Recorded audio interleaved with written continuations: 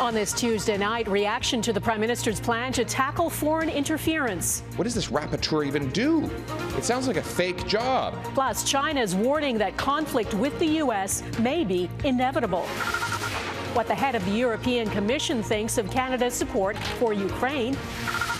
The goal for 0 group homes. We've doubled the number of support workers. A Canadian company's bold initiative to keep kids with their families. Plus, denied an education, the reality for women and girls in Afghanistan. That is abhorrent. And how Canadians are trying to keep teaching them.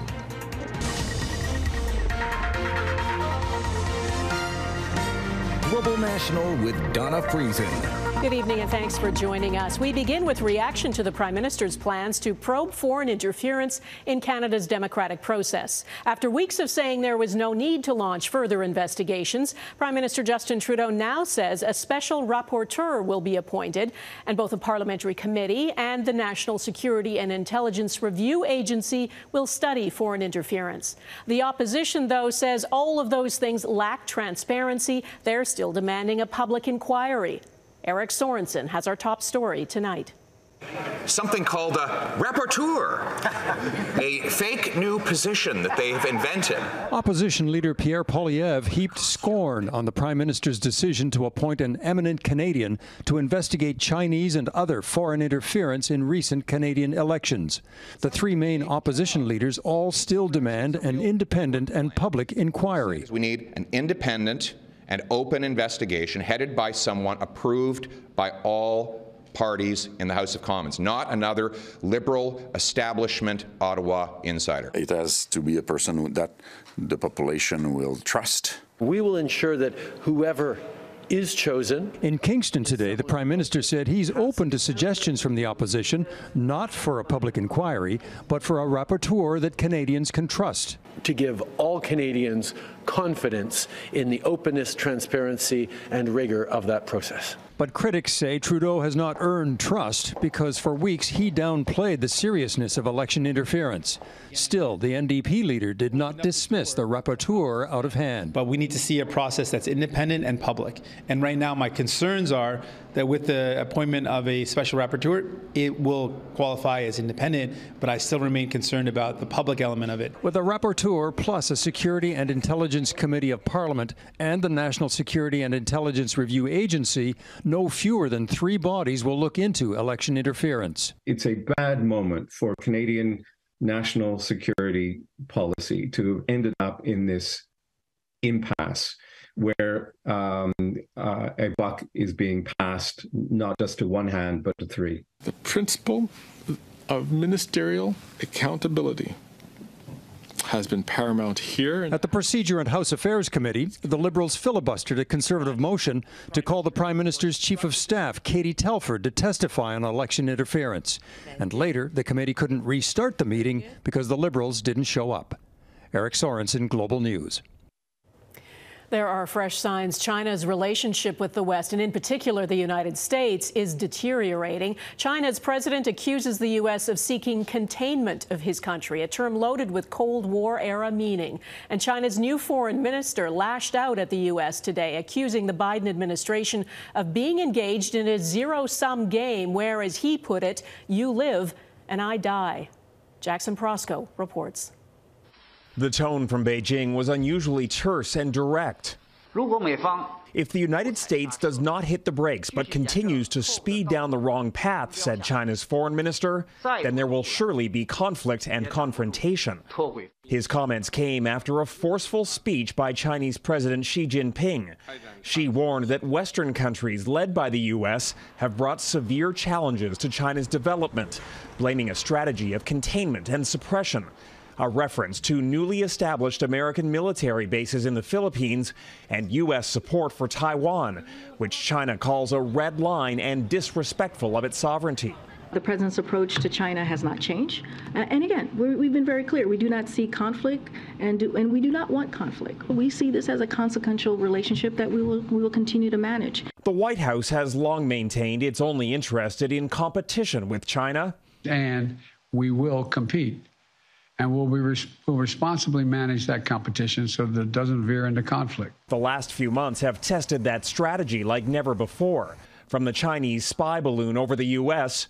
to public accusations from Washington that China may provide military aid to Russia for the war in Ukraine.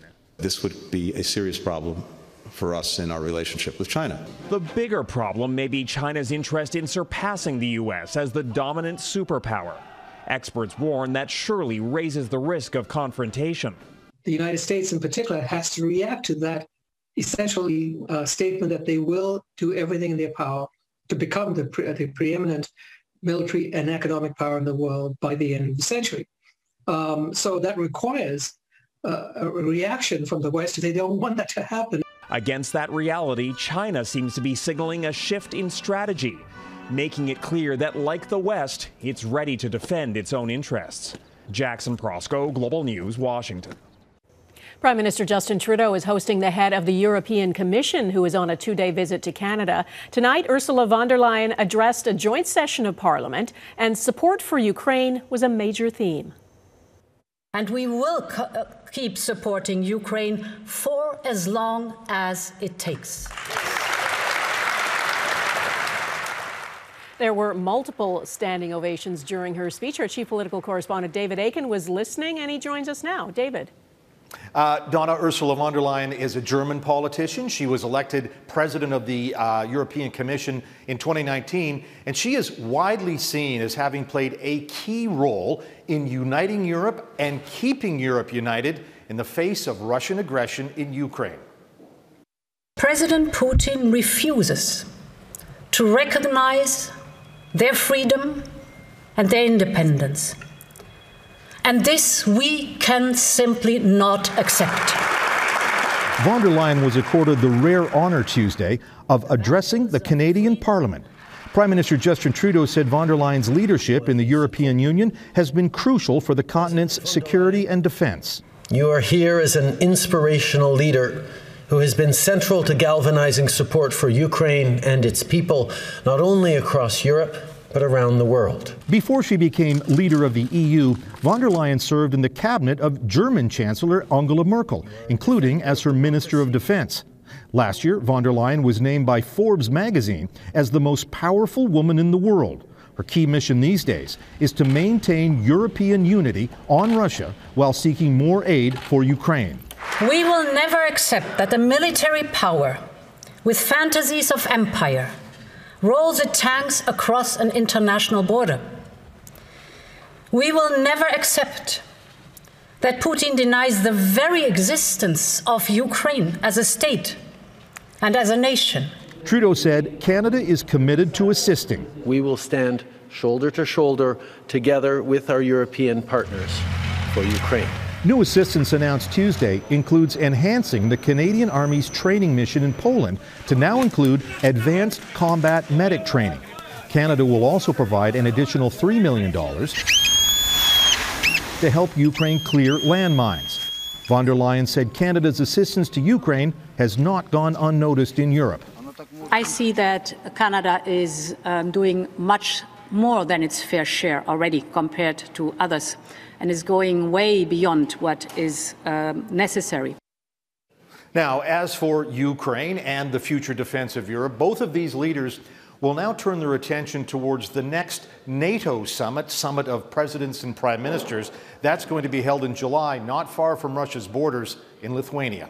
Donna? Okay, David Akin in Ottawa tonight. Thank you.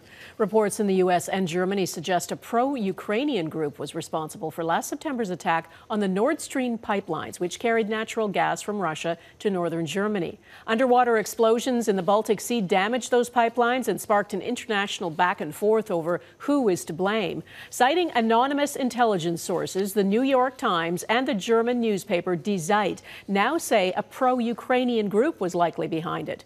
German newspaper says investigators believe a team of 6 people carried out the operation on a yacht rented from a Ukrainian-owned company. Both reports say there is no evidence the Ukrainian government was involved or directed the sabotage. A precedent-setting plan for child welfare coming up. One Ontario community's goal to keep kids with their families. Plus, outraged, what keeps igniting huge protests in France? The word broken is often used to describe the child welfare system in Canada. Kids who are sent to foster homes and group homes sometimes leave more traumatized than when they arrived. Tonight, in the first of a two-part series, we look for solutions, both Indigenous-led and mainstream. We begin in a tiny pocket of southern Ontario, where a visionary and determined leader has carved out a new way of looking after kids and families. Carolyn Jarvis reports. The thing about having 6 kids under the age of 7, you're hungry, is that conducting an uninterrupted interview, she's climbing on the table, is impossible. You need some lovin'? What do you need? Oh, you're so thirsty. But such is the happy chaos of the Crawl family. A little crazy, but doable. A family that only a few years ago might not have been kept together. It's fire up! That's because the 2 youngest, Grace and Hope, are actually cousins to the rest. Brought here because their mother wasn't able to take care of them. Historically, Children's Aid would have placed the girls in a foster home with strangers. Everybody went to foster care, and they'd miss out on everything that they should know, like their family. But today, Sarnia-Lambton Children's Aid is fighting to keep children out of care, led by a woman the Crawls have never even met, Dawn Flegel. Family-based care right off the hop was one of the priority areas. In 2015, Dawn created a precedent-setting plan, Chasing Zero. Sarnia CAS wanted to reach 0 kids in care. We're going to stop raising kids. That Children's Aid Societies as an institution, we shouldn't be parenting. You little rugrat! That meant no foster homes and, crucially, no group homes.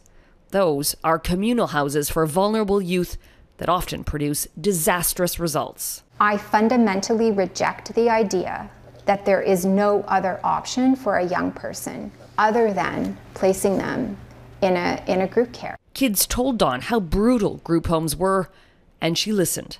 I feel like an inmate. I'd rather be in jail, not treated like a human being. Good morning, everyone.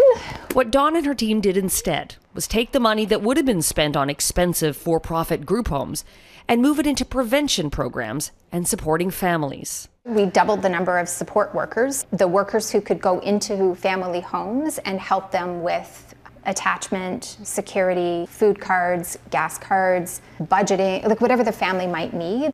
When biological parents weren't an option, extended family or kinship arrangements automatically became the next consideration.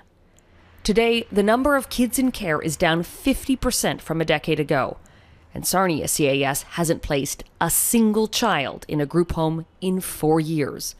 The only Children's Aid Society in Ontario to do that and sustain it. That truly is spectacular. I do think that the example of a Sarnia is one that the collection of Children's Aid Societies should take a closer look at. In Sarnia's youth court, a local judge saw the impact. The number of cases involving kids in care dropped, she said. But Sarnia CAS has become a victim of its own success because its provincial funding is calculated in part by how many kids are in care. It's lost over $1 million from its annual budget. Yeah, it's not a great feeling right now. Putting the very prevention work which enabled its success at risk. You can't have a funding model that is completely misaligned with the outcomes that you want to see. Ontario's Ministry of Children claims its funding model provides full financial flexibility. But Dawn says with fewer kids in care, there's still less money overall. Despite this, she's unwavering in her commitment to do things differently. And to keep families like the Crawls together. Carolyn Jarvis, Global News, Sarnia. Tomorrow, Carolyn Jarvis takes us to the North Shore of Lake Huron, where an Indigenous organization is reviving its culture and bringing its children home. Still ahead, the search for a Canadian woman missing in Iran for over a year.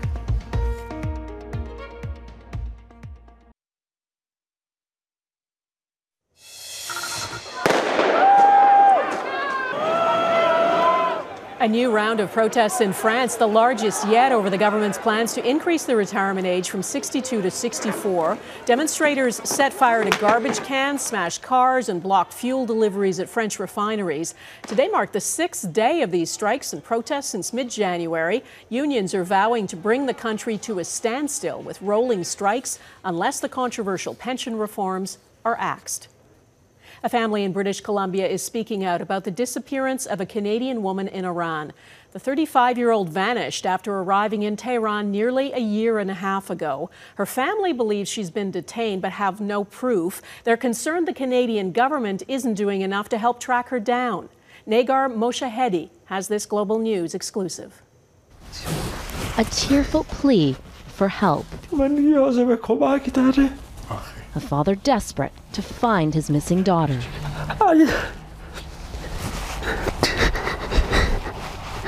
35-year-old Canadian-Iranian from Metro Vancouver, Behnoush Bahraminian, has been missing in Iran for nearly a year and a half. Her family believes she has been detained. There's no record of her arrest or of any charges, but the family says 2 sources in Iran allege she's being held on super threats to national security. 15 ماه میدونم ایرانه نه صداشو شنیدم ندیدمش. She left for Iran with her partner, Matthew Safari, in November of 2021. Her parents say the couple had plans to travel to the Persian Gulf island of Kish. They were in constant contact with her, but since landing in Tehran, nothing. Global News reached out to Foreign Affairs Minister Melanie Joly's office, which referred the question to officials at Global Affairs Canada. They said they are aware and are gathering further information to provide consular assistance. The family notified Global Affairs of Behnush's mysterious disappearance last year. In recorded phone conversations, Global Affairs confirms they didn't act after they were made aware she had disappeared in Iran. When a family representative asked why, they said they were waiting for a callback that never happened. A policy, the family says, makes no sense. When you know a Canadian citizen is being detained in another country and she's been missing, why you didn't call the family and why there was no phone call, no follow-up afterward? It's getting sensitive, okay? We'll just take the time to speak to the person. Well, you have taken your time. The last message the family received from Behnush was a text she sent to her brother Mohammed on November the 5th, 2021. She wrote, "I'm not in Turkey," with a photo of what her family says is the hotel the couple stayed at during their layover in Istanbul. Behnush's boarding pass shows her as being on Turkish Airlines Flight 76 from Vancouver to Istanbul on November the 4th, landing in Tehran on Flight 872 on November the 6th. But the Imam Khomeini Airport Police Authority provided a document to the Bahraminians saying Behnush was seen at the airport in Tehran on November the 9th. It's unclear what happened between November the 6th and 9th at the airport. I help her with the renovation. Standing in the now abandoned downtown Vancouver apartment of his sister, Mohammed feels sadness surrounded by Behnush's presence. All these things around here, it just reminds me of her. And the fact that after 15 months they don't tell us what has happened, it just shows me that she hasn't done anything. Nagar Moshahedi, Global News. The fight for rights next, how Canadians are trying to help Afghan women and girls keep learning.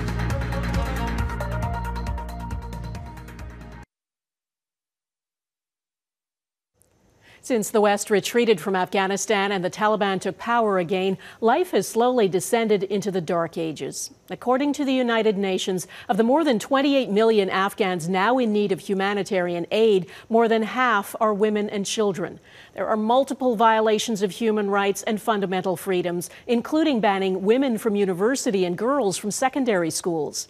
Turia Isri and Shagofa Danish explain how Canadian aid agencies are working to reach them and help them.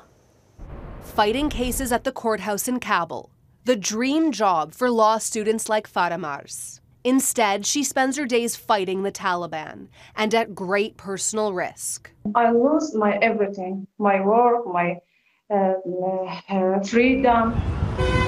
She was preparing for her final exam when the edict came down, barring women from going to university. Farah Mars is not her real name. Global News is protecting her identity out of fear for her life. The Taliban has threatened her before for protesting against what human rights organizations call a gender apartheid. They said to us, if you participated again in these programs, we will kill you. That crackdown has forced education advocates to change their strategy.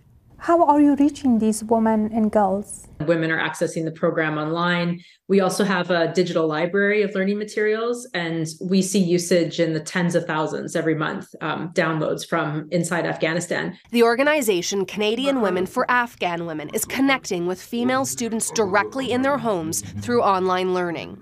But reliable internet and power can be hard to come by. That's why the aid agency wants the Canadian government to approve student visas faster so that Afghan women can continue their education here.